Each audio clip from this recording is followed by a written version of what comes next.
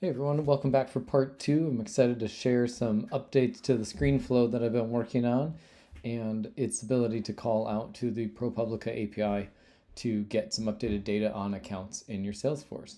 So I have a new version of my screen flow over on the right hand side of my account. And you'll see it knows what account it's in, and it asks if you want to continue to get information on this account. And so starting off, I have the Charles Stewart Mott Foundation. I have no EIN, don't have any tax exempt verification data, and I don't have any updated billing address.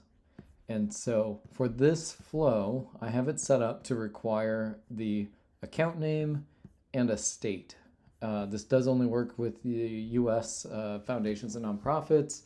Um, because we're looking at the United States IRS database, essentially, that ProPublica has ingested into their system and is offering up through their API. So to start, we're going to hit next. Because I don't have an EIN, this will send us down one path in the flow, which I'll show you later. And here it tells you I'm missing an EIN, and then says, do you want to proceed by searching for the organization by state and name? And it tells me that it has the name and the state from the record, and do I want to continue? So I could say no if I just wanted to back out. It would just take me back to that starting screen, but I want to say yes. I hit next. It goes out to the API. It returns one or more records, and so if you had an incomplete name, or maybe there's a couple matches within your state, you would get that selection here. And so in this case, I only have one, which is great. I can hit next. So it says I want to continue with that EIN. And then using that EIN, it flips over to the original path that I demoed in part one of this video series, and goes out and searches by the EIN. And so here you can see that it shows me that the value of this tax exempt checkbox is false. Over here, the status that comes in through the API uses 0 and 1s and some different values. So here you can see it's formatted a little funny because of the way it comes back from the API, and Salesforce is interpreting it as numbers and not strings. So we have to do a little manipulation in the flow as well to handle some of that. Here you can see there's no address. All I have is Michigan here, but we have the full address right here. And then I've added some toggles here. So if I said, oh, I want this address to come into Salesforce, I toggle that. If I wanted the financial data, so here you can see I have the assets from previous attempts of the old flow. It did import that. Now I can bring in additional data. We're going to say no for now. And then we do want to review the tax records. And so this is kind of the original path of the version 1 of this flow. It didn't do the backup method of populating some of this additional EIN and tax exempt data and doing that verification for you. The other thing is that when going through here, because you are verifying the tax exempt status up here, we are populating this, the EIN, the tax exempt, and the verification date based on today's date as part of the flow. And so I will review the tax records. It's going to take a second to find all of these. And then all we have to do is select all of these records. Another enhancement that I added to the flow is that now it will check to see if these records exist in Salesforce already. So if I already had imported this and have run this multiple times, these records wouldn't get imported. It will only import new records. And so you can see the columns. I have a few extra columns that I'll probably eliminate just to free up some screen space here. But do I want to import them? I've already done this once, so I could say no, but since I have that failsafe to not re-import them again, I can just say yes. It'll loop through all the existing records and compare them with the new records, and then it would add them to this custom object that I have for text filings, and then populate them here. So that's how it works. I'll walk you through a demo of how it's built in just a second, but this is a quick overview of how the screen flow works. And again, I can show you just on a second org. Council of Michigan Foundation is a different type of nonprofit association. And we can hit next. We want to search. Next. And this time we're going to just do a quick thing. Here you can see I have multiple organizations. We're going to choose this organization. That is the correct one. I'm going to hit next. And here you can see I have the TaxExempt EIN. We have that it's false, but it is true. We have the NTE codes and activity codes. This is the correct address, so we're going to update that. And we are going to update the financial information, but we're not going to do the tax records in this case. We're going to hit next. So after it's done that, it's updated. It shows the EIN, shows the tax exempt number, and what date it's verified, and it's also updated the billing address here. So as you can see, it's doing that now, which it wasn't previously doing this tax exempt verification update. So it's a great little feature while you're doing the tax record lookup. You can also do tax verification using this flow as well. We will show you how to build that right now. All right, now we're ready to jump into setup and walk through the creation of this flow. So we're going to start in setup. The first thing you need to do is set up some named credentials, so that way you can call the API. These will be the credentials and URL that you're going to call during the flow. So in search for the quick find, just type in named, and then you can get named credentials. First, you're going to need to go and set up your external credentials. And so you would just hit new, and then you would give it a label, a name, and then you would select custom. And so that's going to be this set of named credentials. You'll see it's already related here.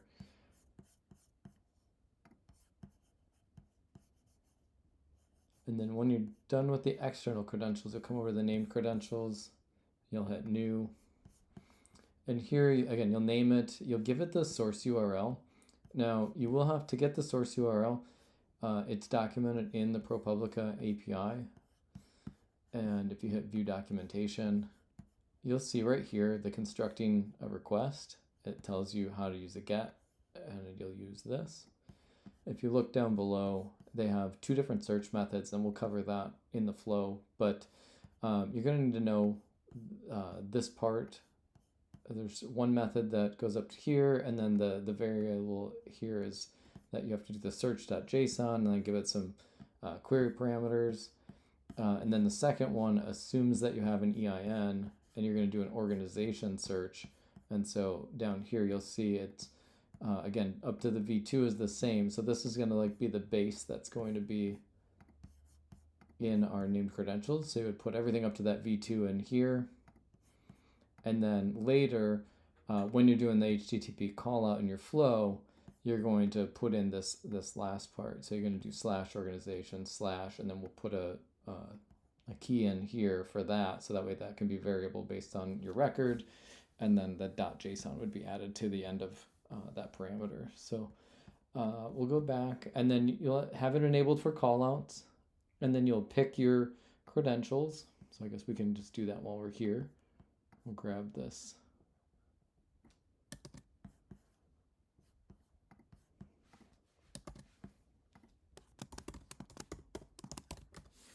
So we're just going to do it.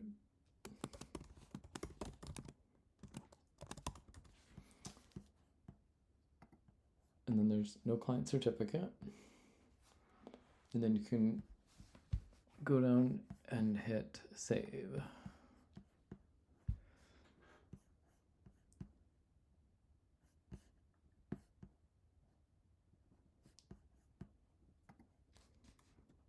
Sorry, this has to be without an underscore. So we'll hit save. And then we've got our credentials in here. So if I go back, this is my original one.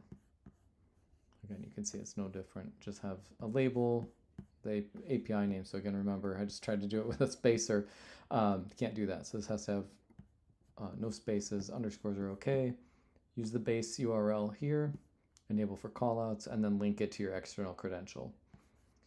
Once you're done here, you're going to need to create a permission set. So that way your users can actually run this.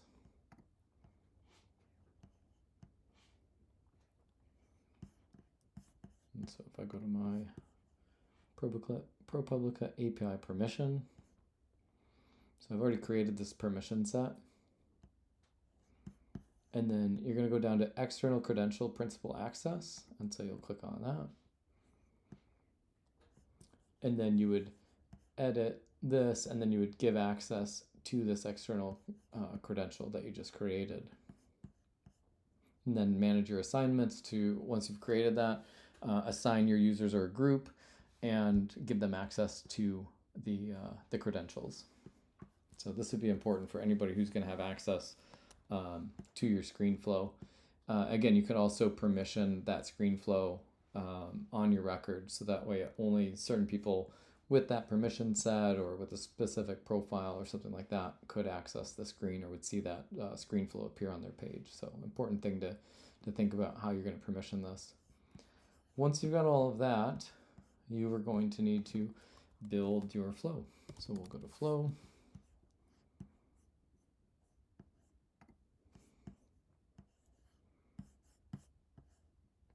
And I have, this is the ProPublica lookup is the one from the version 1 video.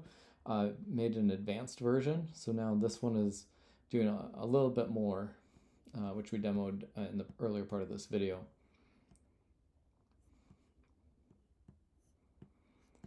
So you can see the screen flow has that welcome screen that we saw. Then we have a decision. This is looking at the EIN field and determines if they have an EIN. If they do not, and it's invalid, so I have a formula field that's looking to make sure that the EIN is 9 characters long, or if it has a hyphen in it. So a lot of people store EINs with a hyphen in the middle of the number, and so I have a formula field that will strip out the hyphen, and then if that remaining value is still 9 characters, then it is still valid. And so if we have a 9-digit EIN, it will follow the has EIN path and skip the EIN search. If there is no EIN, it takes you to that screen where you can do a search by name and state. Again, I'm doing the state as an extra query filter, just to reduce the number of results that you're going to see in that panel or in that screen where you can pick the organization you're looking for. In your case, you might want to do a broader search across the entire country. In our case, we are oftentimes looking at a very specific state, and that's a really easy field to fill out. So we'll follow that path, assuming they have no EIN. And so we have the screen, and then on that screen, you get a selection. And so here we're doing a decision. If somebody says yes, they want to continue to search by name, they will go down this path. And so here's our first ProPublica lookup. And so if I go back to the documentation, this is using the name search up here. And so what we're doing is we're going to send it a query parameter. So it says Q equals, and then the name of the organization, which is the account name. There are additional query parameters like a state. And so in my example, we're passing it the Q for the name of the organization, and then the state equal to like this. So you can see state equals, in our case, it'll be MI or NY. Just to kind of reduce the number of results.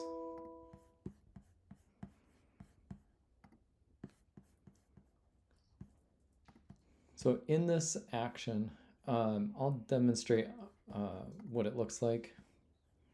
And here, again, you can see like we've given it the path and told it it's using that search.json, and then we've assigned its query parameters. We have the account name, which the key is Q, which was in that documentation, and then we have state ID, and then just passing it a string, and we're pulling that from the billing state and province code field. To build this, you'll do an action. It'll take a second to load all the actions, but you can already see the create HTTP callout, which it slides to the bottom. So we're going to create that HTTP action. We're going to do name search demo building. Oops.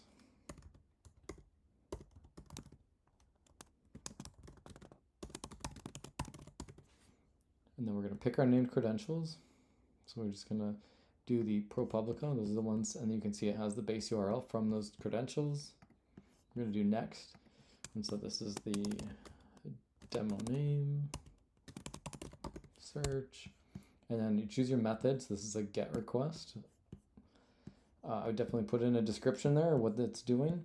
And so then you can see it has the base URL. And so now we just know that we're doing, if we go back to the documentation and look at this, all we need to know is what comes after the v2. So we have /search.json. So we want that up to that, right before that question mark. And again, this, if you don't put a slash there, you'll get a warning. So make sure you get that first slash. So if I click out here, it says make sure you have a slash. And then also when you're setting up the name credentials, make sure you don't end in a slash there. And then here you can see set the query parameters. So again, if we just wanted to do just a name and not include the state, we're going to say that the key is a Q, again, based on that documentation from ProPublica. And then what kind of data are we passing to it? We're going to pass it a string. And then we have a description. We're going to get the name, and then we're going to require it. And then if you wanted to do the state ID, you could add a key, or if you want to use any of the other available keys, you could do that as well. So we're just going to do this to keep it simple. Hit next. Here you can actually connect out to ProPublica, pull down the schema as using test data. Or if you have, like we have here, you could grab this long string here. This is the results. You could copy and paste that into the use example response, and then it will calculate what the data is coming back. So if we do connect for schema, we'll hit next, and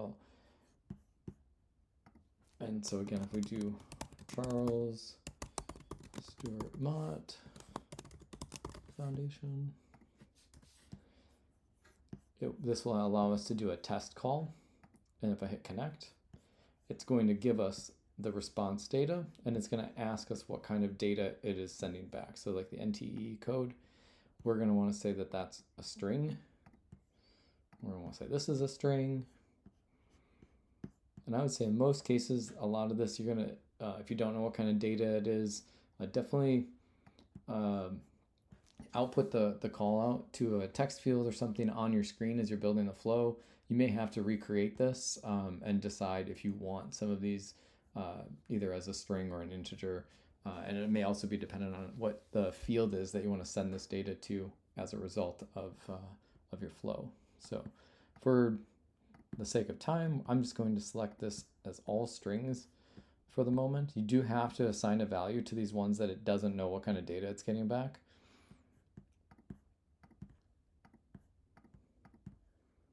If I was doing this in real time, I would do a little bit more deep evaluation of what kind of data this is, and maybe do that a little bit more selectively and pick integers or strings.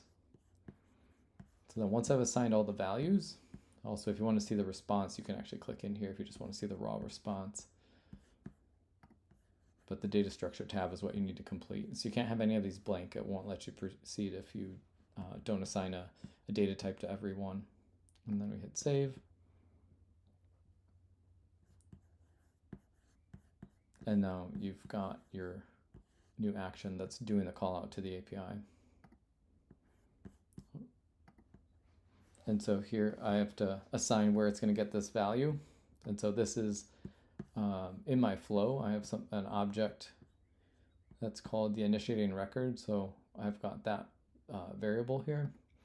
And so I just need to get the name of the account. And so that's assigned to the whatever account that we started this flow from. And so that's the account name. And so that's what's going to be defined there. And then we have to give it a label.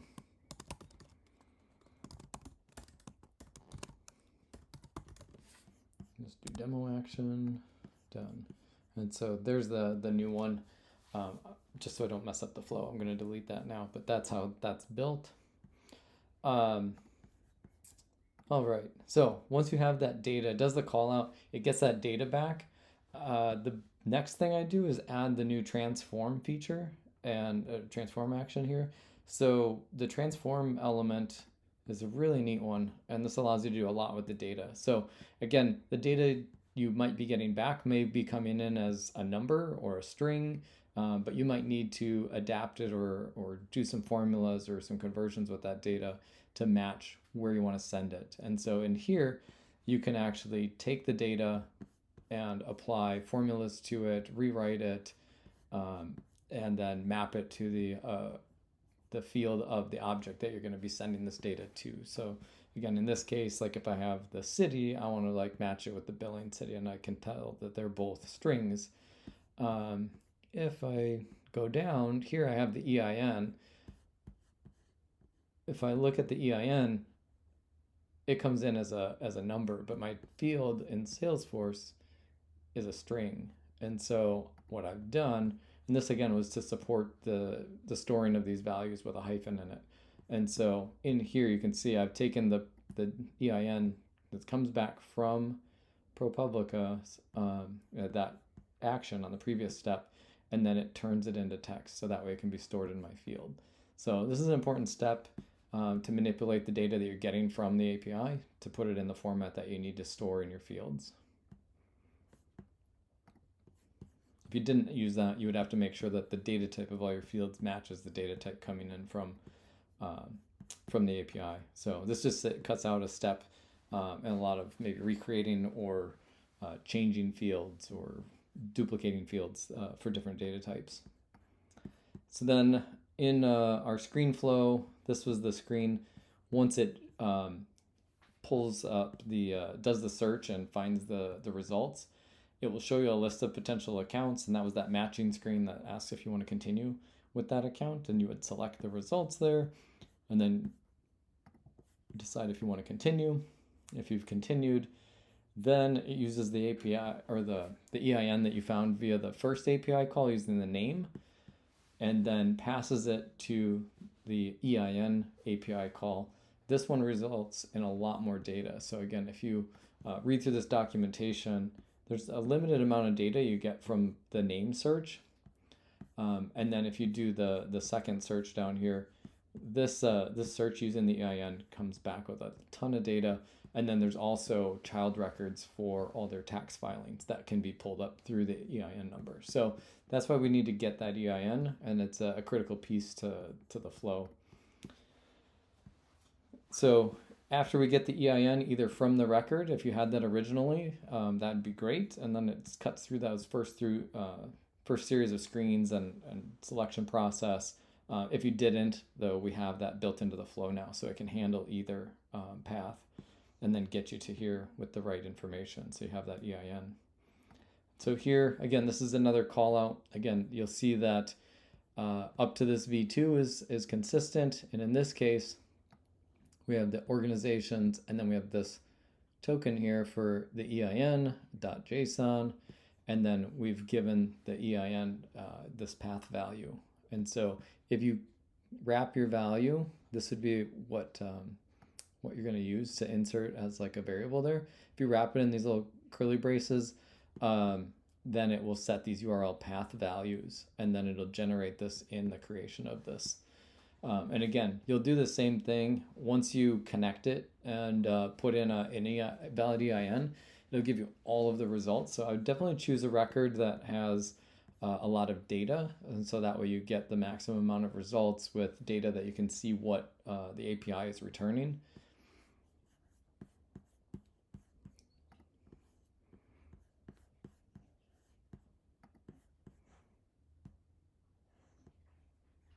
And then once we get all of these results, we will go down, we'll send all of the results of what we found to this screen. And so again, the screen has been modified since the version 1. Now I've broken it up into sections so you can see the organization's details. And I've put all of the Salesforce data on the left-hand side of these columns, and then the ProPublica API data over here on the right. So this is the data that's coming from the IRS that ProPublica is providing. And then to make it even more customizable, if you have a billing address already and you think that's more recent or more up to date than the address being provided by the IRS, you can have the option to either pull that in or not. I defaulted to no. I never want to overwrite the data by default, so I leave these as no and then force somebody to choose yes if they want to overwrite the data or update it. And then we also had the financial data. So again, they have the same option. They can update the financial data. I put a note in here because you can see I don't have a field to track some of this, so it's a note for me to do that later. And then you have the final option of, do you want to review the tax records? So again, the tax records are a child record that come back in the data. And so I do have that in this flow as well. So I'll close out there. So assuming you did do that, and you said yes to everything, you would follow these decisions. So if you said I want to update the address, it'll go down this path, update the billing address, check to see if we wanted to update the financial data, I'll update the financial data, and then we have, did we want to review the tax records? And so now this is really cool because you can do the transform. We're going to look at the data that comes back from the call out with the EIN. And what we've done is we wanted to see the tax records and manipulate those and transform those and map, or I should say transform and map those to the tax filing object. So that's a custom object for to store the tax filings for each annual year. And again, you can see, like, to create the name in a consistent format, we've got the EIN, and then we're converting the text of the year that the date of the filing was for. So basically the tax year that was created. So we have the EIN and then the tax year to format that into a string. And you can see all the different objects that we can pull from. And so those are all in here. So again, we do the transform ahead of displaying it on the screen. And so this just tells it how to manipulate the data. Then we're in the screen. We're going to present the data that was found and then give you the option. You can select the records you want to import, and you would say you want to import them or not. Then what we do is we take the selected records and we're putting them into an assignment. And so that we've got a collection of all those records. And then we're feeding that collection into a loop. And the loop is going to go through, it's going to get the tax records that are associated with this account. And so all of those tax filing records that might already exist in Salesforce. And then it's going to do a decision and say, does the current record in that, the selected records, does it match any of the tax records that we just found? If they don't exist, it'll go down here and we'll create it. And then if it already exists, it goes through here and doesn't do anything, and then continues through the loop and then finishes here. Now, right now, I don't have the decision. There should be a decision in here that's reacting to that. Do you want to import tax records? And so right now that step is missing, but that would be an easy step to add. If they said no, they would just bail out of and skip the loop, and we would just put a decision right here and then send the outcome down to the end. So that's how it would work. And if anybody has comments, questions, or wants to know more details about any of the steps or how to build different pieces of this, feel free to drop a comment or ask any questions in the chat. Always happy to help you learn these and help you get through and build these cool flows. So hope you enjoyed the video, and I hope this answers lots of questions on how to build this. It's just amazing that Salesforce Flow can now do what used to require code to call out and do these tax exempt verifications or get this detailed level of financial data from the IRS right into your Salesforce records. So really fun. I hope to continue to improve this, and maybe we'll have a version 3 in the near future. Thanks for watching. Have a great day.